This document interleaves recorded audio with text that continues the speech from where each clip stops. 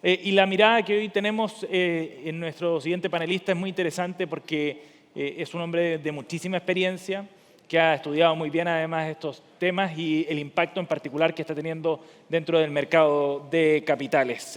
No necesita mucha presentación nuestro invitado, muchos dicen que va a ser una charla magistral, ya lo hemos escuchado además en otras ediciones previas de Chile FinTech Forum. Quiero dejar con ustedes al presidente del Consejo Consultivo del Mercado de Capitales, Enrique Marchal, nos acompaña hoy. Les pido un aplauso para Enrique. Bienvenido, Enrique, adelante.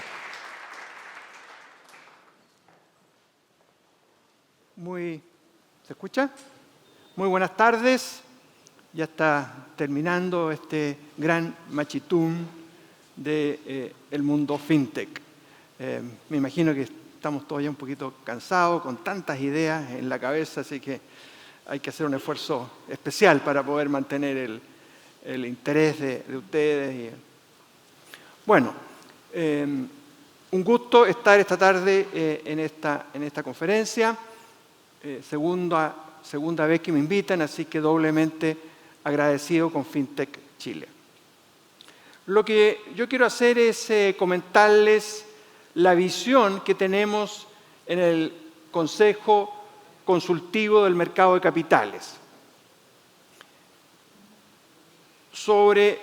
En primer lugar, sobre el sistema financiero en general, pero también en particular sobre el ecosistema de pagos minoristas, que se relaciona muy directamente con el mundo FinTech. Un par de palabras sobre el Consejo. Esta es una instancia privada, no es una repartición del Ministerio de Hacienda, es una instancia privada que está constituida para efectos de asesorar al Ministerio de Hacienda como canal de comunicación entre el sector privado y las autoridades que toman las decisiones. Los miembros, los integrantes del Consejo somos todos personas que nos desempeñamos en el sector privado, en diferentes ámbitos, en diferentes sectores. Prácticamente cubrimos la totalidad de los segmentos. Por cierto que FinTech Chile también ha estado representada en este Consejo y su participación ha sido muy positiva. Este Consejo ya tiene cierta cantidad de años en el cuerpo, fue creado en el 2008, durante algún tiempo dejó de funcionar, especialmente durante la pandemia, por razones un poquito obvias, porque las prioridades estaban en otras partes, y fue restablecido el año 2022, y el ministro me pidió que yo hiciese un poco de líder, de cabeza de este grupo, y en este periodo entonces he estado cumpliendo esa tarea. Como decía, el alcance es para el conjunto del sistema financiero, si bien el nombre de Consejo habla de mercado de capitales, también comprende al sistema financiero, a las instituciones, los bancos, las cooperativas de ahorro y crédito, en fin, todo está incluido como preocupación o foco del Consejo. El Consejo se inscribe en el marco de lo que se conoce hoy día como la cooperación público-privada. Este es un concepto que ha adquirido notoriedad y relevancia en las últimas décadas por distintas razones. Está muy asociado a la globalización, pero también guarda mucha relación con esta realidad que enfrentan los gobiernos de tener muchos objetivos que perseguir, que alcanzar y recursos limitados. Y ahí entonces aparece esta posibilidad de unir esfuerzos, sector privado aportando recursos financieros, sector público definiendo ciertas tareas, ciertos objetivos, entregando ciertos lineamientos y entonces poder en conjunto lograr avances muy positivos en el ámbito de las políticas públicas, de los bienes públicos, etc. Fíjese usted que es un concepto que va mucho más allá de lo que en el pasado entendimos como economía mixta. La mayor parte de la economía del mundo eran economías mixtas, en el sentido de que operaba una autoridad, un gobierno, un sector público, a veces un poquito más grande o más chico, y el sector privado. La clave está simplemente en no agredirse. ¿Cierto? En una economía mixta no está puesto el énfasis en que cooperen, sino que más bien que coexistan pacíficamente. Pero el concepto de alianza público-privado dice relación con la posibilidad de que cooperando, actuando conjuntamente, definiendo áreas de interés común, se puedan perseguir objetivos con mucho mayor eficiencia. Entonces va mucho más allá del concepto de economía mixta que estuvo presente. Se habló de ello en los textos de estudio. El famoso texto de Samuelson de economía justamente tiene varios capítulos dedicados a la economía mixta, pero en ese entendido un poquito de concepto antiguo. Hoy día lo que prevalece es esta otra idea, esta otra conceptualización de alianza público-privada. En Chile esta cooperación público-privada ha tenido varias aplicaciones.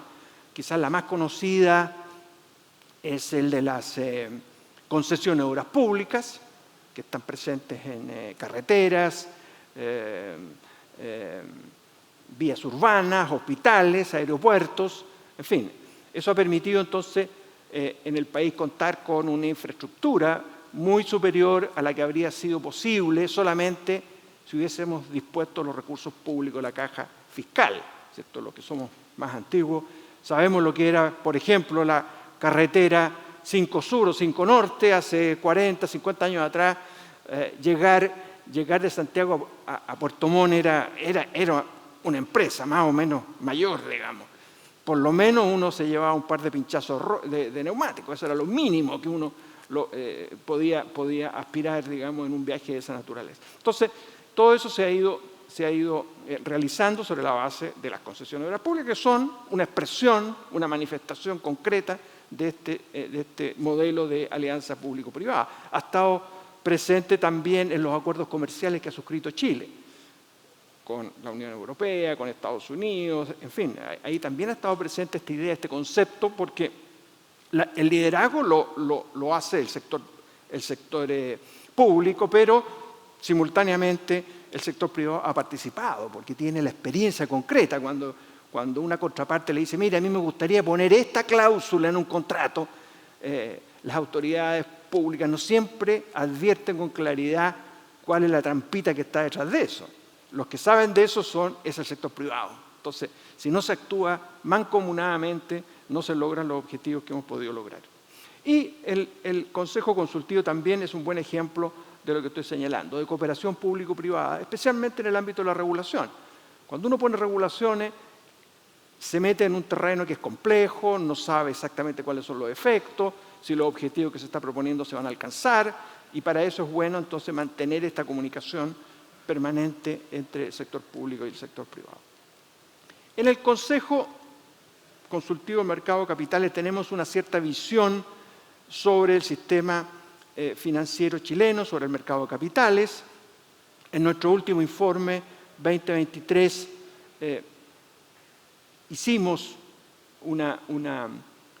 expresamos, digamos, cuál era nuestra visión y usamos para eso de efecto un modelo conceptual del Fondo Monetario. Este es un modelo que está bien explicitado, uno lo puede consultar en la página del portal internet del Fondo Monetario, que dice, mire, el desarrollo financiero hay que verlo en primer lugar en términos de instituciones y mercado. A veces se desarrollan más una o más las otras, hay que ver esas dos dimensiones. Pero después hay que recoger tres conceptos fundamentales, que son profundidad es actividad, volúmenes de actividad en relación con el tamaño de la economía, eficiencia, yo puedo tener un sistema financiero que haga cosas, pero que en realidad no sea tan eficiente, que los márgenes, que los precios, que las tasas de interés, en fin. Y por tanto hay que también calibrar la eficiencia. Y finalmente el acceso. Acceso es un concepto que conversa estrechamente con la inclusión financiera. Si yo tengo un sistema financiero que solamente atiende un segmento de la población, bueno, tengo ahí una brecha, tengo un problema, ¿cierto? Y por tanto la evaluación tiene que considerar volúmenes de actividad, acceso y eficiencia. Nosotros hicimos este ejercicio y los resultados están en nuestro informe. ¿Y qué concluimos? Bueno, en primer lugar, que durante las últimas décadas ha habido un enorme progreso en materia de desarrollo financiero. Notable, el país nunca, si uno revisa la historia, nunca alcanzó el desarrollo financiero que hemos tenido en las últimas décadas. Entonces hay un progreso muy significativo. Los avances han sido más pronunciados en el ámbito de las instituciones que en el ámbito de los mercados, lo que es una constatación bastante lógica en el mundo emergente. En general los países avanzan más, primero más en instituciones y después en mercados. Los mercados son siempre un componente un poco más sofisticado del desarrollo financiero. Si nos comparamos con economías emergentes, América Latina, pero también otras economías emergentes de Europa, oriental, en fin, del Asia, Chile en general sale más o menos bien parado. O sea, nos comparamos relativamente bien con el mundo emergente. Pero cuando nos comparamos con el mundo avanzado, ahí aparecen brechas. Entonces estamos por debajo del mundo desarrollado, de las economías avanzadas. Y esto especialmente en eficiencia y acceso, no tanto en volumen de actividad, pero sí en eficiencia y acceso. De ahí entonces, y esta es nuestra visión, que se requiere revisar políticas, regulaciones, prácticas de la industria también. Todo eso es imperativo para efectos de ir cerrando estas brechas y modernizando nuestro sistema financiero. En este gráfico pueden ver ustedes lo que ya he señalado, el enorme progreso que se ha observado desde el año 1980 en adelante. Todo ha tenido una mejoría, tanto en el ámbito de las instituciones como en el ámbito de los mercados. Ahora, como decía, hay brechas. Cuando nos comparamos con la economía avanzada, aparecemos por debajo en muchos aspectos. Bueno, si hacemos un examen detallado, claramente aparece que las brechas más grandes están en el acceso y en la eficiencia. Acceso en el caso de las instituciones y eficiencia en el caso de los mercados. Eso es lo que está señalado aquí en este gráfico en rojo, donde las brechas medidas porcentualmente en una escala de 0 a 100 son de más de 20 puntos, por lo menos de 20 puntos porcentuales. O sea, ahí hay tareas por hacer. Ahora, bajando a lo que he dicho yo, es todavía muy general, son indicadores que proveen un marco general de análisis, pero todavía no entran en los detalles, ¿cierto? Si bajamos al ecosistema de pagos minoristas, que es, como dije, el que más se relaciona con el sistema fintech, bueno, también tenemos una visión, también hemos hecho una evaluación de qué es lo que ocurre en este ecosistema y cuáles son las tareas o los desafíos por delante. Lo que vemos es un ecosistema con desarrollos en curso, con actores, léase emisores, procesadores, adquirentes, en fin, todas las partes que concurren a este ecosistema que se están acomodando a las nuevas reglas del juego, principalmente en esta transición de un modelo de 3 partes a uno de cuatro partes. La regulación ya ha sido habilitada, pero lo que hay todavía es un acomodo, ajuste. Las partes están buscando los espacios para desarrollar sus negocios, redefiniendo modelos de negocio, en fin. Entonces tenemos un proceso en marcha, digamos. Hay un ajuste en el sistema. La visión del Consejo es de que no es tiempo para introducir grandes nuevas regulaciones y que hay que dejar un poco el tiempo para que los actores se sigan acomodando, sin perjuicio de que haya temas específicos, puntuales, quizás de menor cuantía, pero a veces no menos importantes, que haya que abordar. Pero hay que dejar que el modelo de 4 partes se despliegue completamente y que los actores se acomoden, se ajusten. Hay desafíos en materia de competencia, en materia de diversificación. Todavía hay sectores, hay segmentos donde es posible avanzar en penetración de ciertos productos, pero de alguna manera es el mercado el que tiene que seguir encauzando este proceso. Como digo, sin perjuicio de asuntos puntuales que deban ser resueltos, y ya me voy a referir un poco a ello. Si vamos a las cifras son súper contundentes en el sentido de que la digitalización de los pagos ha avanzado, y ha avanzado a un ritmo realmente espectacular. Yo aquí he puesto 3 gráficos, uno con las transacciones con tarjeta de débito, otro con las transferencias bancarias de personas naturales, y el que está abajo son las operaciones con tarjeta de crédito de banco y casas comerciales sumadas. Bueno, como ven ustedes, lo que ha habido en el último tiempo es un crecimiento exponencial de este tipo de pago, lo que da cuenta del proceso que está en marcha. Esto es una representación gráfica del proceso que está en marcha. Hoy día tenemos alrededor de 500 millones de transacciones en el sistema. 500 millones de transacciones mensuales digitales. Es una cifra espectacular. Y por tanto, si multiplicamos por 12, llegamos a 6.000 millones. ¿Bien digo? Sí, está bien hecho el cálculo. Tenemos 500 millones, multiplicado por 12, tenemos 6.000 millones de transacciones por año. Uno puede aventurar ciertos cálculos y hacer ciertas estimaciones. 6.000 millones de transacciones. Hay en el mundo hay varios estudios donde se señala cuánto cuesta, qué significa pasar una transacción de papel a digital. Una transacción de papel es una transacción con cheque, con un voucher de tarjeta de crédito de esos antiguos, ¿cierto? Que al final dan origen a un voucher que había que procesar. Bueno, y las estimaciones varían de país en país, pero uno podría quedarse fácilmente con una estimación del orden de $0.50. O sea, pasar una transacción de papel a digital implica un ahorro. Estoy lanzando cifras al aire, pero con alguna base en estudios que se han hecho en otros países. Podría significar, y para Chile no está hecho el estudio, pero podría significar un ahorro del orden de $0.50. Si multiplicamos 6.000 millones por $0.50, llegamos a 3.000 millones de dólares.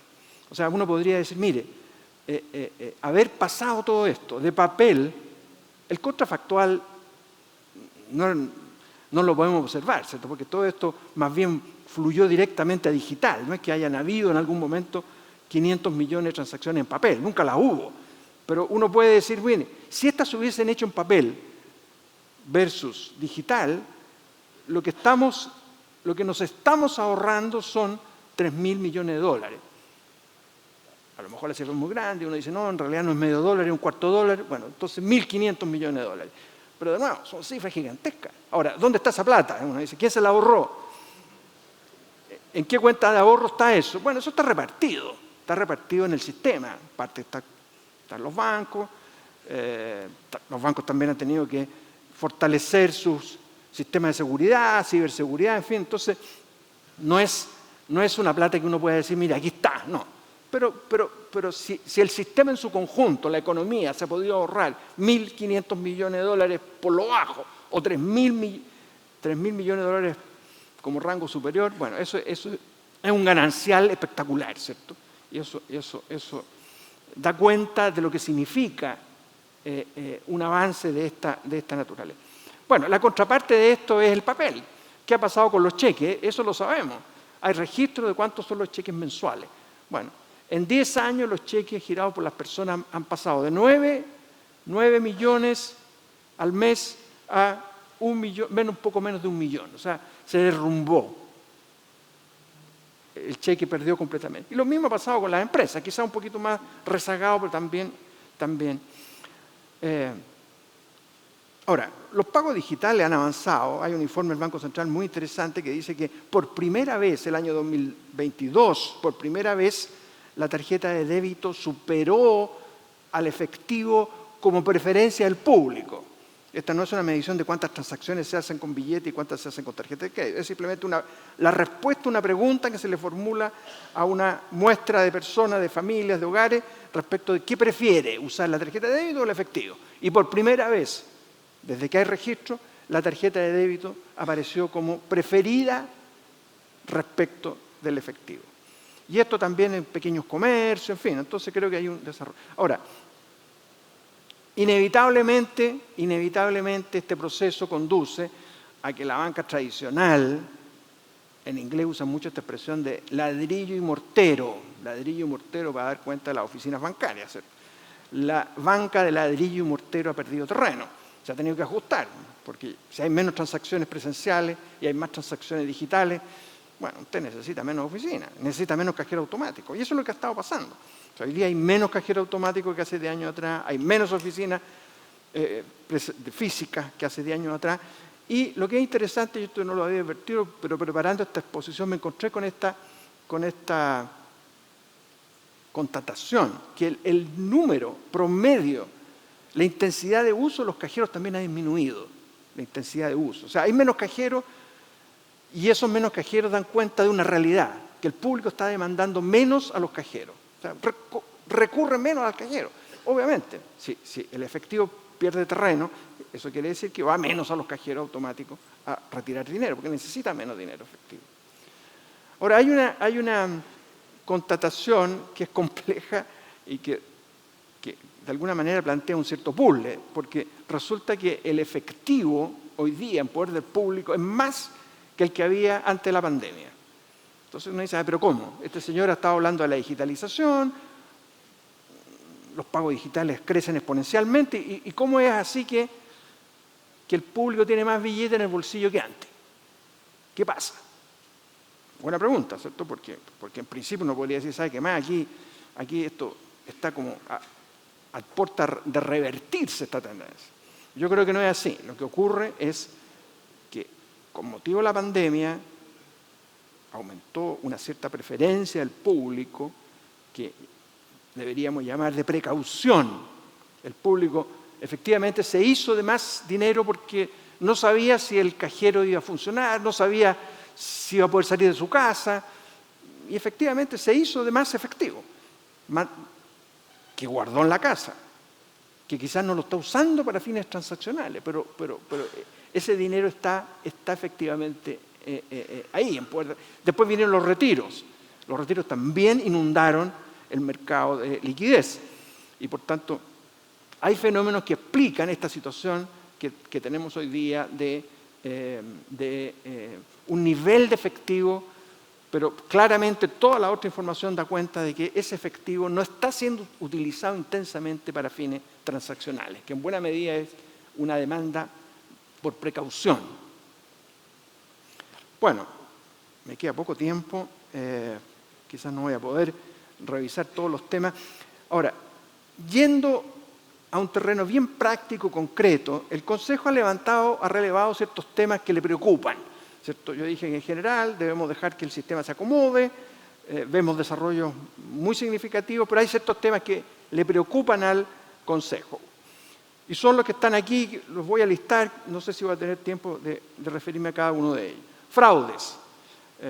Los fraudes, de esto hemos hablado, se transformaron en un gran problema, porque la ley que se pasó en un momento para proteger a los clientes quedó mal diseñada. No se advirtió o no hubo suficiente claridad. Algunos dicen que sí, que lo advirtieron, pero en fin, da lo mismo. La ley quedó mala. Afortunadamente la ley ha sido modificada. Algunos han señalado que no es todo lo que querían, pero hay un avance en una dirección correcta, y se le han entregado facultades a la CMF para que regule algunos aspectos, y si esa regulación queda bien hecha, podría haber una solución importante para ese problema. Me dicen que ya las cifras han ido bajando, o sea, ya ha cundido un poquito el concepto de que se viene un tiempo nuevo y que va a haber, en fin, nuevas reglas, y por tanto ya, aún antes de la aplicación, ya han disminuido los fraudes. Es lo que me dicen, no he visto ninguna cifra concreta. La conectividad, este es un problema. Es un problema porque todavía tenemos zonas rurales o barrios en las grandes ciudades donde la conectividad, el acceso a Internet es bajo, malo. Entonces, claro, si yo voy al comercio que me queda en la esquina y me dicen, no, estamos sin Internet, se cayó el Internet. Bueno, entonces eso atenta contra un desarrollo, porque yo quiero que las personas confíen plenamente en los nuevos instrumentos. Reglamentación de la ley FinTech. La CMF está haciendo un excelente trabajo, pero de todas maneras hay dudas, hay preocupaciones que persisten. O sea, ¿cómo vamos a aplicar todo esto grandes principios que gobiernan a la nueva ley FinTech, de proporcionalidad, de neutralidad tecnológica, de flexibilidad. Bueno, hay ahí una legítima duda del mercado respecto de cuál va a ser la implementación final de todo eso, ¿ya? Pero los avances han sido bien notables. Interoperabilidad. Nosotros tenemos un sistema que funciona súper bien en ciertos segmentos, por ejemplo, en transferencia entre bancos. Ahí estamos en la frontera a nivel mundial. Hay pocos países que tienen un sistema como el nuestro, que prácticamente está todo en línea. Pero hay segmentos donde todavía tenemos fricciones. Tarjeta de prepago, no están siendo aceptadas en todos los comercios, en fin. O sea, tenemos todavía áreas donde se requiere mayor avance en interoperabilidad. Registro de deuda consolidada, esto se relaciona porque en un mundo de finanzas más abiertas, bueno, tenemos que tener información, compartir esa información y el registro podría ayudar mucho en esa línea. Ciberseguridad, gran tema, ¿cierto? Acabamos de escuchar un ataque importante a un banco de la plaza. Se ha pasado una ley de ciberseguridad. Se aprobó a fines del año pasado en el Congreso Nacional una nueva ley de ciberseguridad que, entre otras cosas, crea una agencia de ciberseguridad. ¿Cuál es la preocupación que le asiste al mercado? Es que tengamos superposiciones de regulación con los consiguientes costos. Ayer yo leía la prensa, decía, mire, respecto a esta institución que se vio afectada por este ataque, CERNAC ofició a la institución respectiva, la CMF ofició a la institución respectiva y en el futuro vamos a tener que la Agencia de Ciberseguridad también va a pedir antecedentes. Entonces, tener tantas agencias dedicadas a un tema, aunque sea muy importante, puede generar, ¿cierto?, superposiciones, duplicaciones, costos. Cada una pide una serie de cosas, papeles, manda inspectores. Bueno, es un tema, hay que hacerlo bien. El que más conocimiento tiene de los temas de seguridad en la banca hoy día es la CMF. No es ni el CERNAC ni la Agencia de Ciberseguridad. Y ese capital de conocimiento debe ser bien aprovechado. Moneda digital del Banco Central.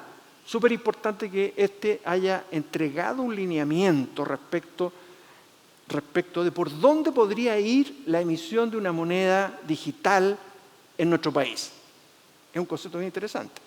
El Banco Central lo ha hecho siguiendo una práctica o una política de otros bancos centrales y ha dicho, mire, más o menos esto iría por aquí. Y eso entrega una cierta certeza al mercado de cuáles serían los posibles desarrollos en materia de criptomonedas, monedas digitales.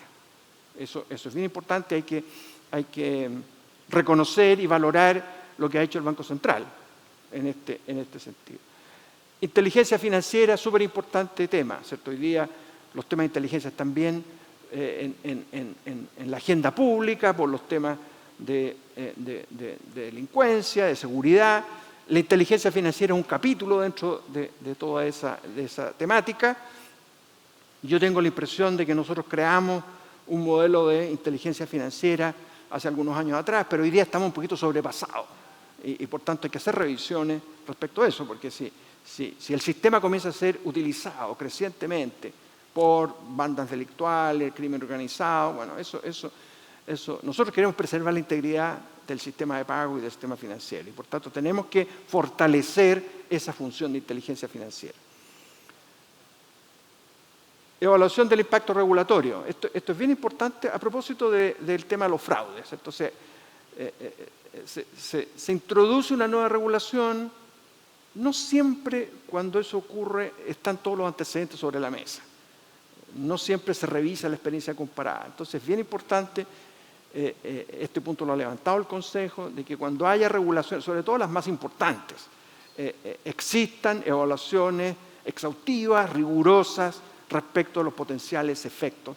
Toda regulación persigue ciertos objetivos, esa es la parte bonita, pero tiene costos y puede tener efectos laterales adversos. Y por tanto, cuando se hace una nueva regulación hay que recoger todos esos elementos, los costos, los beneficios, los efectos negativos, todo. Y eso tiene que ser hecho con rigurosidad. y tiene que ser hecho por alguna parte independiente, porque si es el mismo que promueve la regulación, en fin, a veces pueden no reconocerse todos los elementos que están puestos sobre la mesa. Entonces, en general los países avanzados, la economía avanzada, han evolucionado en esta línea, de exigir evaluaciones precisas antes y después. Antes que se introduzca una nueva regulación, pero también después que se ha introducido, con el objeto de poder hacer las revisiones, los perfeccionamientos, los ajustes. Porque a veces uno puede tener muy buenas intenciones, introduce una regulación y las cosas se dan por otro lado, y eso hay que enmendarlo.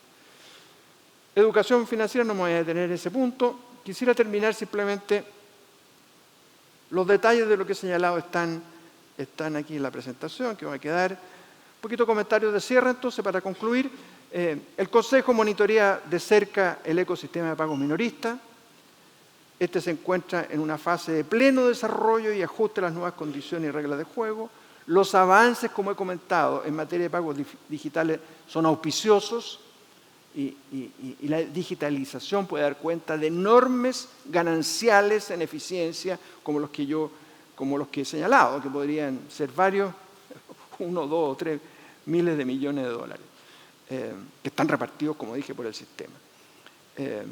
Y finalmente, creo que resulta encomiable que el Banco Central, la Comisión para el Mercado Financiero y el Consejo de Estabilidad Financiera, que son instituciones que operan en nuestro mercado, en nuestro sistema, estén siguiendo, monitoreando con atención estos desarrollos observados en el ecosistema. Eso es una excelente garantía de que vamos a seguir avanzando ordenadamente.